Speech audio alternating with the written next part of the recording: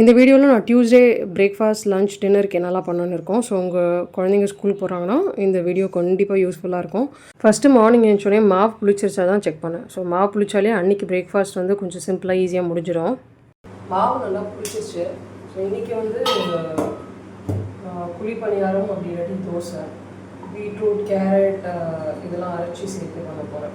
Beetroot அரைச்சி சேர்த்து carrot great பண்ணி சேர்த்துட்டு கொஞ்சம் வெங்காயம் கடலைப்பருப்பு உளுத்தம்பருப்புலாம் வறுத்து இதில் போட்டுட்டு குழி பணியாரம் அப்படி ரெடி தோசை மாதிரி ஊற்ற போகிறேன். அதுக்கப்புறமா குழம்பு வந்து மோர் குழம்பு சிம்பிளாக வச்சுட்டு 2 காய் பண்ணிடலான்னு இருக்கேன். ஸோ அவ்வளோதான். புளிச்சிருக்கா செக் பண்ணிவிட்டு நெக்ஸ்ட்டு நான் எடுத்து ஊற வச்சது வந்து கொஞ்சோண்டு தோரம்பருப்பில் வந்து நான் வந்து மோர் குழம்பு தான் பண்ண போகிறேன். ஸோ தோரம்பருப்பு கொஞ்சோண்டு எடுத்து ஊற வச்சுட்டேன். அதுக்கப்புறம் நைட்டு தேய்ச்ச பாத்திரம்லாம் எடுத்து ஃபுல்லாத்தையும் அடுக்கி வச்சுட்டேன். ஏன்னா மறுபடியும் பாத்திரம் செய்கிறோம், வாஷ் பண்ணி கவுக்க போது இடம் இருக்காது. அதே மாதிரி இந்த பாத்திரம் நல்லா காஞ்சிருக்கும். ஸோ எடுத்து சமைக்க ஈஸியாக இருக்கும். எப்படி இருந்தாலும் நான் வந்து யூஸ் பண்ணும்போது வாஷ் பண்ணி தான் யூஸ் பண்ணுவேன். பட் அடுக்கி வைக்க இடத்துல வந்து ஈரமாக இல்லாத பார்த்துப்பேன். காலையில் டிசைட் பண்ணது வந்து குழி பணியாரம் பண்ணிக்கலாம், தோசை இட்லி வேண்டாம். ஏன்னா மாவு நல்லா புளிச்சிருக்கு. ஸோ குழி பணியாரத்துக்கு புளிப்பு காரம் கூட நல்லாயிருக்கும். தொட்டுக்க வந்து வேர்க்கடலை சட்னி தான் ரெடி பண்ணேன். ஸோ வேர்க்கடலை தூக்கி ஃபஸ்ட்டு வந்து வறுக்க வந்து ஸ்டவ்வில் போட்டுட்டேன்.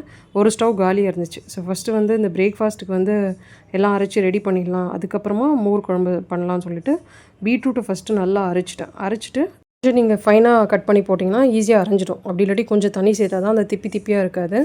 ஸோ அதை ரெடி பண்ணி வச்சுட்டு நெக்ஸ்ட்டு கேரட் தான் கிரேட் பண்ணேன். அதுக்கப்புறமா அந்த குழி பணியாரத்தில் வந்து இந்த கடுகு, சீரகம், கொஞ்சம் உளுத்தம் பருப்பு, கொஞ்சம் கடலைப்பருப்பு, அதுக்கப்புறம் வெங்காயம் இது எல்லாத்தையும் வதக்கிட்டு கொஞ்சோண்டு கருவேப்பிலையும் சேர்த்தேன். இது வந்து தோசையில் நம்ம வதக்கி சேர்த்தாலும் குழி பணியாரத்தில் வதக்கி சேர்த்தாலும் அந்த ஸ்மெல் அந்த டேஸ்ட்டும் ரொம்ப நல்லாயிருக்கும். ஸோ நான் அரைச்சி வச்சு பீட்ரூட் சேர்த்துட்டேன். அதே மாதிரி கேரட் வந்து ஒரு 3 கேரட் கிரேட் பண்ணி சேர்த்துக்கிட்டேன். கொத்தமல்லி ஃபைனாக சாப் பண்ணிவிட்டேன். அதுக்கப்புறம் இந்த நம்ம வதக்குனது எல்லாத்தையும் சேர்த்துட்டு இந்த மாவு கலக்கி ரெடி பண்ணி ஓரமாக வச்சுட்டேன். இதில் வந்து நான் பச்சை மிளகா ஆட் பண்ணல. ஏன்னா பச்சை மிளகா ஆட் பண்ணால் காரமாக இருக்கும். ஸோ குழந்தை சாப்பிட்டு பிடிக்கும்னா காலையிலேயே செம்ம டென்ஷனே ஆகிடும். இதில் வந்து நீங்கள் தோசை ஊற்றலாம், இட்லி ஊற்றலாம், அதே மாதிரி வந்து குழி பணியாரம் எல்லாமே பண்ணலாம். அடுத்தது நான் ரெடி பண்ணது வந்து தேங்காய், பச்சை மிளகா, கொஞ்சோண்டு இஞ்சி. இது வந்து மோர் குழம்பு வைக்க ரொம்ப டேஸ்ட்டாக இருக்கும். தேங்காய் பார்த்திங்கன்னா நல்லா ஃபைனாக சாப் பண்ணிக்கணும். அதே மாதிரி ஒரே ஒரு துண்டு இஞ்சி அதையும் ஃபைனாக சாப் பண்ணிவிட்டேன். மிக்ஸி ஜாரில் ஊற வச்ச பருப்பு சேர்த்துட்டேன். அதுக்கப்புறமா ஒரு சின்னோண்டு பச்சை மிளகா, நான் காரம் அதிகமாக யூஸ் பண்ண மாட்டேன். நல்லா ஃபைனாக சாப் பண்ண தேங்காய், அதுக்கப்புறம் கொஞ்சோண்டு இஞ்சி, சீரகம் இது எல்லாத்தையும் அரைக்க போதே உங்களுக்கு நல்லா ஸ்மெல் வரும். இதை வந்து நல்லா குறலாம் அரைக்கக்கூடாது, நல்லா பேஸ்ட்டாக அரைச்சி ரெடி பண்ணி வச்சுக்கணும்.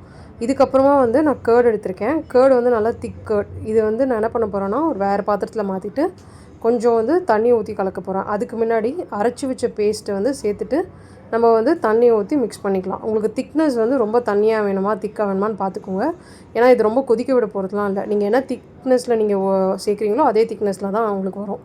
அதுக்கப்புறமா நம்ம கடாயில் எண்ணெய் ஊற்றிட்டு கடுகு, சீரகம், உளுத்தம் பருப்பு, காஞ்ச மிளகா, கருவேப்பிலெல்லாம் சேர்த்துட்டு இந்த மோர் கலக்கி வச்சுருக்கோம்ல அதை சேர்த்துட்டு கல்லுப்பு சேர்த்துட்டு மஞ்சத்தூள் சேர்த்துட்டோன்னா ரெடி ஆகிடும். ஃபைனலாக கொதி வரத்துக்கு முன்னாடி லைட்டாக ஒரு கொதி ஸ்டார்ட் ஆகும்.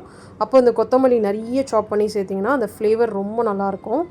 அந்த நான் சில பேர் வந்து அரைக்க போதே கொஞ்சோண்டு தனியாக சேர்த்து அரைப்பாங்க. நான் அதை அரைக்கலை. அதுக்கு பதில் தான் ஃபைனலாக வந்து கொத்தமல்லி நிறைய போட்டிருக்கேன். ஸோ அந்த ஃப்ளேவரே ஜாஸ்தியாக இருக்கும். உங்களுக்கு வேணும்னா நீங்கள் காய் கூட வதக்கி சேர்க்கலாம், ரொம்ப நல்லாயிருக்கும். அதுக்கப்புறம் நான் ரெடி பண்ணது வந்து ஒரு சைடு வந்து வாழைக்காய் சுடு தண்ணியில் கொதிக்க வச்சுட்டு இன்னொரு சைடு வந்து கொஞ்சம் உளுந்து, காஞ்ச மிளகா, பூண்டுலாம் வதக்கிட்டு மிக்ஸி ஜாரில் மாற்றிட்டு வறுத்த வேர்க்கடலை, கல்லுப்பு சேர்த்துட்டு சட்னி அரைச்சிட்டேன். நான் புளி சேர்க்கல. உங்களுக்கு வேணும்னா ஒரு சின்னோண்டு புளி எண்ணெயில் வறுத்து அதையும் சேர்த்து அரைச்சி தாளிச்சிக்கோங்க.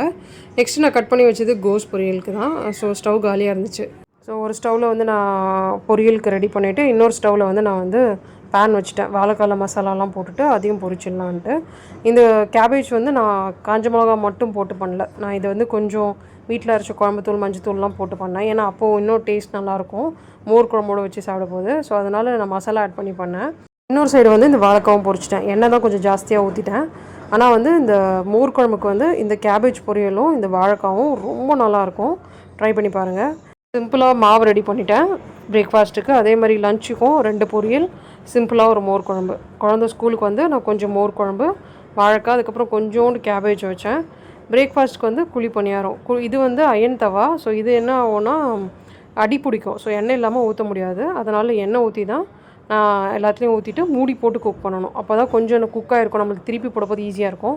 ஓப்பனில் வச்சு குக் பண்ணும்போது மேலே மாவாக இருக்கும், நம்ம திருப்பி கஷ்டமாக இருக்கும். ஸோ காலைல பிரேக்ஃபாஸ்ட் வந்து அவளுக்கு நான் குழி பணியாரமும் வேர்க்கடலை சட்னியும் கொடுத்துட்டேன். அதுக்கப்புறம் ஸ்கூலில் விட்டுட்டு வந்துட்டு நான் என்னோடய பிரேக்ஃபாஸ்ட், அதுக்கப்புறம் கொஞ்சோண்டு லெமன் ஜூஸ், லன்ச் வந்து நான் மோர் குழம்பு சாப்பிட்டேன். ரொம்ப டேஸ்ட்டாக இருந்துச்சு, கண்டிப்பாக ட்ரை பண்ணி பாருங்கள். அதுக்கப்புறமா கொஞ்சம் மாம்பழம், கிச்சன் பாத்திரம் எல்லாம் தேய்ச்சி வச்சுட்டு டின்னருக்கு வந்து நான் சிறுபருப்பு சாம்பார் தான் வச்சேன். ஏன்னா மார்னிங் வச்ச மாவு கொஞ்சம் இருந்துச்சு. ஸோ அதுலேயே வந்து நான் வந்து தோசை ஊற்றிக்கலாம். இதில் வந்து தோசையும் வரும், இட்லியும் வரும். ஸோ எல்லாமே பார்த்திங்கன்னா ரொம்ப சாஃப்டாக இருக்கும். இந்த தோசைக்கு வந்து நான் வெங்காய சட்னி பண்ணலாம் தான் இருந்தேன். நாளைக்கு வந்து அடை பிளான் இருந்துச்சு. ஸோ அதுக்கு நல்லாயிருக்கும்னு சொல்லிவிட்டு சாம்பார் தான் பண்ணேன். இந்த சிறுபருப்பில் கொஞ்சம் பூண்டு, வெங்காயம், தக்காளி, மஞ்சத்தூள், குழம்புத்தூள், வீட்டில் அரைச்சி நான் சாம்பார் பொடி சேர்த்துருக்கேன். சாம்பார் பொடி வந்து சாம்பாருக்கு சேர்க்குற மாதிரியே நீங்கள் கூட்டு இந்த மாதிரி சிறுபருப்பு சாம்பாருக்குலாம் வச்சிங்கன்னா ரொம்ப நல்லாயிருக்கும்.